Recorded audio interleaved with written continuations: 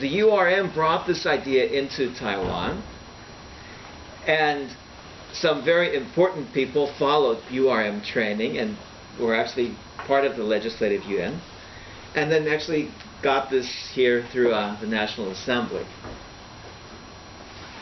So this wording was there. In fact, I really hesitate to state clearly that the government understood what they were doing at the National Assembly when they put this in the Constitution. I think that many people probably didn't know that they were giving collective rights to indigenous peoples.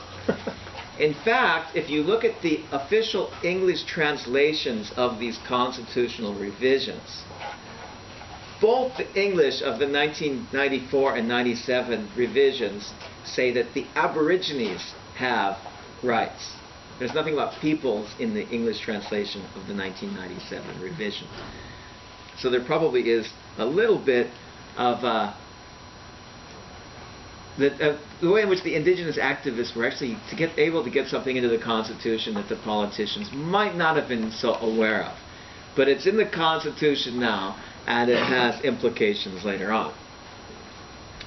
So basically, this creates peoples who have certain rights of sovereignty and self-determination. This is not a question of terminology or name alone. As Neesens noted, membership in a legally defined community with the potential to call upon public sympathies in defense of rights has become the single most important form of belonging. So having this name gives them certain rights in international law and gives them a way of mobilizing support. Now in the 1990s, the Return Our Land movement, 还我土地, demanded the return of traditional territories and reserve land that had, through various methods, been transferred from state or private use, actually transferred from indigenous peoples to state or private use, for such things as national parks or mines, etc. Now at this time, the United Nations, actually since the 1980s, was creating various venues for indigenous peoples to express their concerns, and Taiwanese indigenous activists began attending meetings in Geneva and New York. The main theme of the movement became political autonomy, based on the concept that indigenous peoples, as a result of their ongoing presence on a given territory before colonization, possess inherent sovereignty, which does not end because of the arrival of a state on a given territory. So they inherently possess a form of residual sovereignty, no matter what's happening at the state level. In 1999, this concept was the cornerstone of the new partnership between the indigenous peoples and the Taiwanese government signed by Chen Shui-bian on Orchid Island during a campaign stop.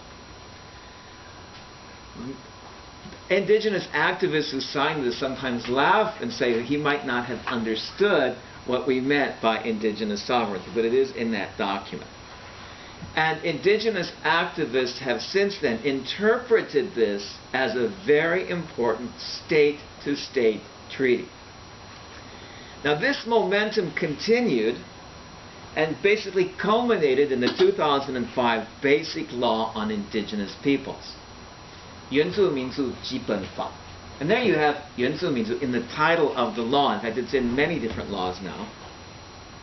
And this law promised to meet most of the demands of the indigenous social movement, including political autonomy.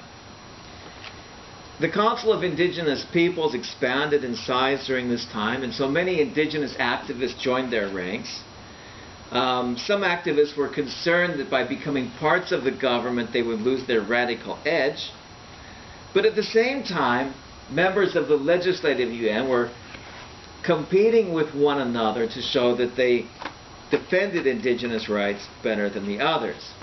So during the entire Chen Shui-bian presidency, there was a real struggle between the Executive Yuan, which was DPP, and the Legislative Yuan, which was KMT.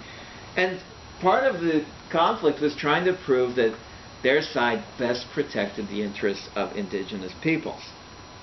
Now, the apparent success of the indigenous rights movement in Taiwan, especially compared to other countries where indigenous activists have been imprisoned or even murdered, is remarkable and does need to be explained.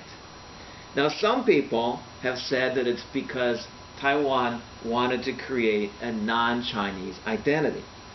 In fact, German sinologist Michael Rudolph even went so far as to say that, quote, all of these efforts, of course, had not only the aim to demarcate Taiwan culturally, but also politically from China, unquote.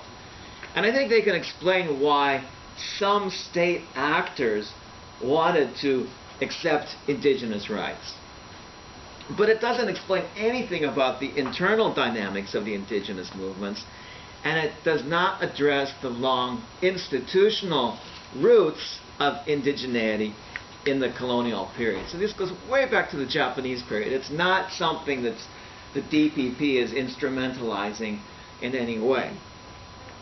And since 2008, we can kind of test what Rudolph and others have been saying as a kind of hypothesis, and we can see that, in fact, even with Ma Ying-jeou becoming president, that the momentum has slowed down in some areas, but in other areas has continued in unexpected ways. One of them is that Ma Ying-jeou's government has created courts for indigenous people. And I think this is very important for issues such as hunting and use of forest products. It just began at the beginning of this year. It's still too early to know what's going to happen, but it is something that we can study and think about as we're moving forward. So many of the institutions of indigeneity go back to the Japanese period or to institutions that were created by Chiang Kai-shek. Now, there were changes that happened after 2008, but I don't think that the most important changes happened after 2008. And I think that even where changes happened, it had to do more with other changes in society, even internationally, and very little to do with Ma Ying-jeou. So I think he's part of the political context that they're living in, but certainly does not play a determinant role. So throughout this paper, I talk about what I call 4 unfoldings. The first unfolding that I discuss is a shift from name rectification to livelihood issues. And so, as I mentioned, I discussed the Zhengmin Yundong. There is the idea that each group of indigenous peoples that are united somehow by dialect or by closely related dialects in one language family should create a tribe, and eventually each tribe will have tribal self-governing bodies and funding for such things as language, curricula, and cultural activities. Now, the Japanese anthropologists identified 9 ethnic groups. So there are books we can refer to from the Japanese period. Some anthropologists thought there should be more, but then the state eventually fixed 9. And that basically stayed the same until the year 2000. And then Chen Shui-bian started recognizing local demands to create new tribes. They're all split-offs from existing tribes. And this has continued, to many people's surprise, under Ma Ying-jeou. In August 2014, the Kanakanavu and the Khala'alua were recognized as independent from the Zhou tribe. And so ethnogenesis is something that both the KMT and the DPP can do. Generally, it's been observed that these changes are strategically planned to influence the results of local and legislative elections.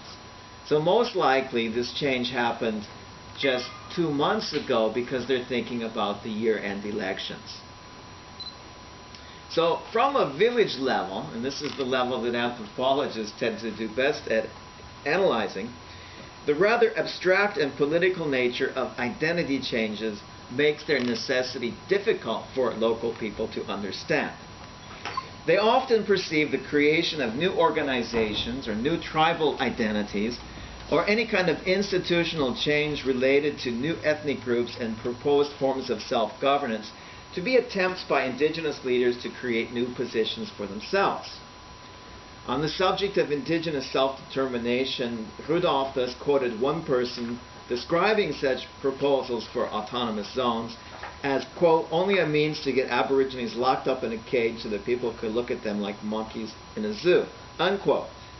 But basically, these new identities seem very remote from the livelihood issues of rural workers and farmers. The social division, which is at the forefront in political representation of difference, and those who remain apolitical, is characteristic of collective movements everywhere.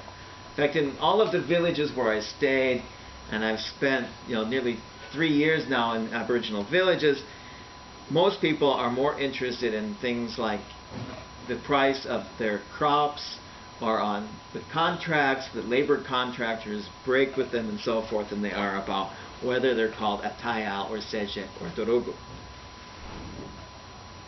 But once the institutional framework for indigenous rights is there, then, and especially if they have the names of tribes and so forth, then the movement can more effectively organize around livelihood issues such as control of forests and shores, the danger posed by nuclear waste, and the right to hunt. The list of livelihood issues that has been raised during the Ma Ying-jeou administration is quite long. Non-livelihood issues such as creating new tribes or converting mountain townships into city districts, which they opposed, and then they got their mountain townships back, seem rather remote to most people. The sunflower movement also seemed quite remote. In fact, people in the village often thought these students were doing illegal things by taking control of the legislative yuan. So I'll show a few slides here about livelihood issues. So, for example, slash and burn agriculture is a part of life of some people living in mountain areas. And the forestry division has a habit of flying helicopters over and making them know that they are being watched. On the right-hand side here, we see a Tongban in Hualien, where they don't want all of these tourists coming in from China and polluting their village with their garbage and so forth. And so they have made a requirement here. They closed off the road and required the buses to stop outside of the village rather than coming in where it's dangerous, because in these villages there are dogs and children and so forth walking around. But then the tourists have to walk through the village rather than drive through. And so they had that conflict there. There was also in Tongban, there was a road blockade in December of 2013 about the question of people from the forestry division cutting down trees, which the local people see as their property because it's on their traditional territory. Another example, and this is down in the south, is opposition to a plan by the Taipower Corporation to store nuclear waste on traditional territory belonging to the Taiwan people. They've gotten the support of the Nantian Bulo, which is one village, and the government says that that's sufficient free, prior, informed consent. But they plan to put the nuclear storage on a site by a stream, and they have not consulted the people on the other side of the stream that also use that water for fishing and so forth. So this is another livelihood